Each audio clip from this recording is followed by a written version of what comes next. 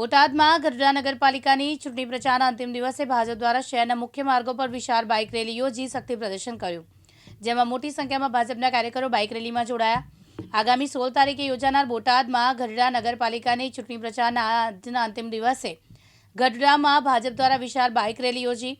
ગઢડાના ધારાસભ્ય શંભુભાઈ ટુડિયા, જિલ્લા ભાજપના પૂર્વ પ્રમુખ સુરેશભાઈ ગોધાણી, ચૂંટણી સંયોજક જયરાજભાઈ પટીગર, જેમાં અશોક ડેરવાડા સહિતના ભાજપના આગેવાનો રેલીમાં જોડાયા હતા.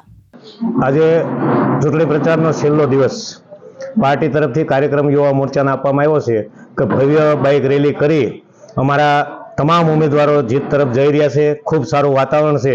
એમાં ઉત્સાહમાં વધારો કરવા માટે આજે બાઇક રેલીનું આયોજન કરવામાં આવ્યું છે.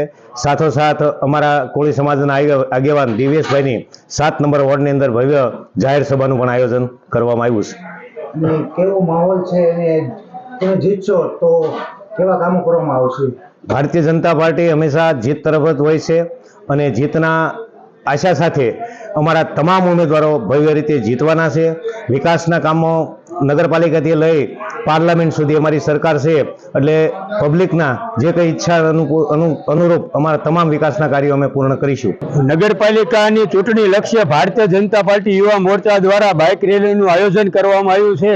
તેમાં વિશેષ ઉપસ્થિતિ મહંત શ્રી શંભુનાથ બાપુની ઉપસ્થિતિમાં એના અધ્યક્ષ સ્થાને બાઇક રેલીનું આયોજન કરવામાં આવ્યું છે તથા બાબુભાઈ જેબલિયા તથા સુરેશભાઈ ગોધાણી અને તમામ આગેવાનો અને તમામ મોરચાના પ્રમુખો, મહામંત્રીઓ, સંગઠનોના તમામ સભ્યો હાજર રહી અને ઉત્સાહભેર, આનંદભેર બાઇક રેલીનું આયોજન કરવામાં આવ્યું છે. અને ભારતીય જનતા પાર્ટીનો માહોલ ખૂબ સારો છે અને અતિ સારો થાય તે માટેની ભવ્ય બાઇક રેલી કરી અને સાથે સાથ વોર્ડમાં ભારતીય જનતા પાર્ટીનો વિજય નિશ્ચિત છે એની માટે બાઇક રેલીનું આયોજન કરવામાં આવ્યું છે. અને એક વોર્ડ બિનહરીફ થઈ ગયા છે એ માટે થઈને આયોજન કરવામાં આવેલ છે. પોતાભાઈ શેકલિયા, દિવ્યાંગ ન્યૂઝ, બોટાદ.